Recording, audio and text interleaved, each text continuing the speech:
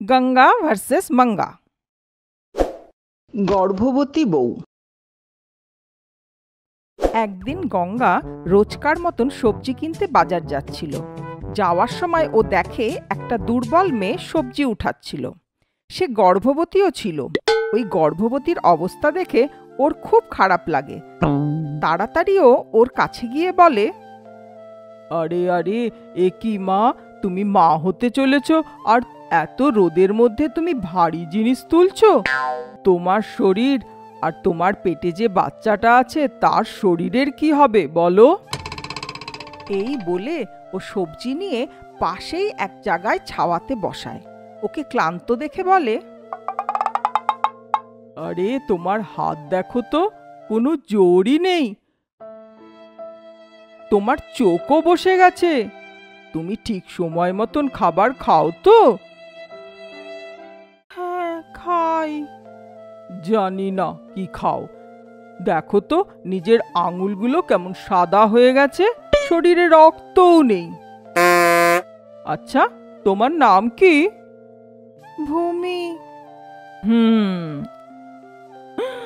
এ কি মা, তোমার হাতে এত কিসের দাগ?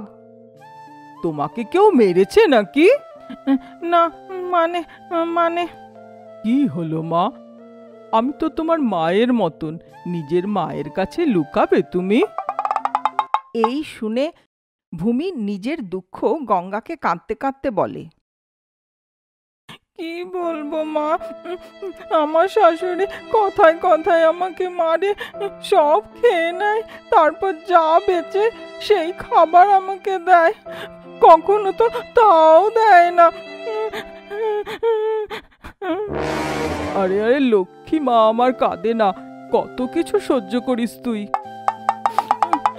ঠিক আছে, আমি যাই, যদি দেরি হয়ে যায় আমার শাশুড়ি আমাকে আবার মারবে। এই বলে ও চলে যায়।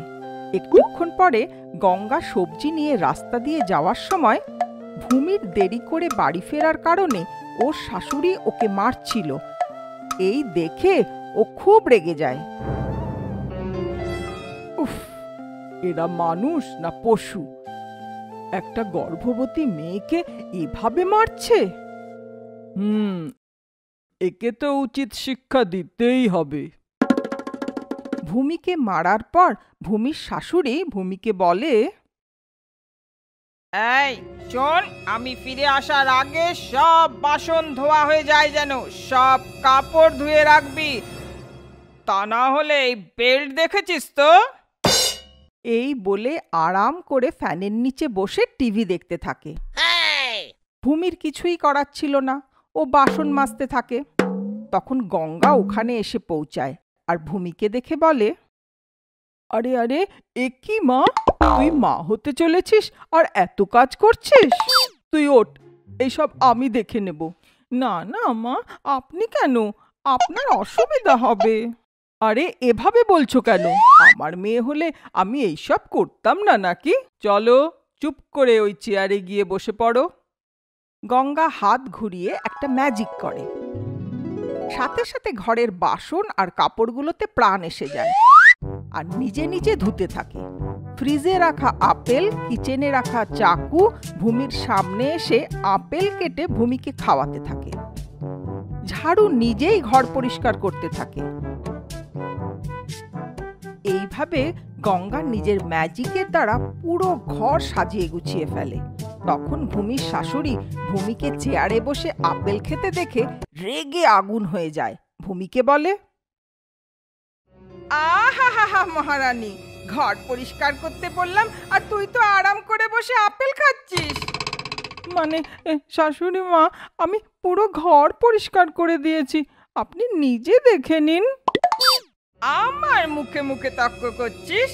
এইভাবে তুই শুনবি না। বেল্টটা কোথায় গেল?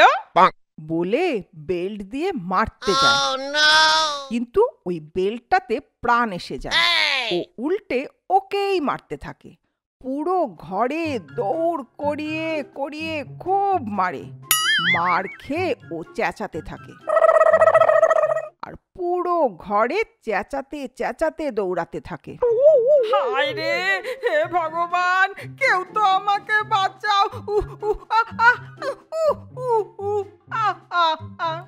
চেঁচাতে চেঁচাতে পুরো ঘরে দৌড়াতে থাকে।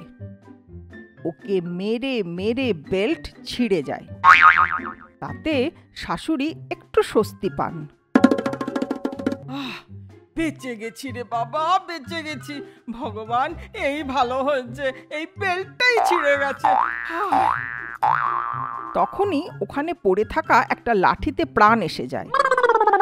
ওই লাঠিটাও শাশুড়িকে মারতে থাকে। ও আবার ভয়ের চোটে দৌড়াতে থাকে। এর থেকে তো ওই বেল্টই ভালো ছিল। ও তো শুধু মারছিল, এ তো হাড় গোড়ো ভেঙে দিচ্ছে।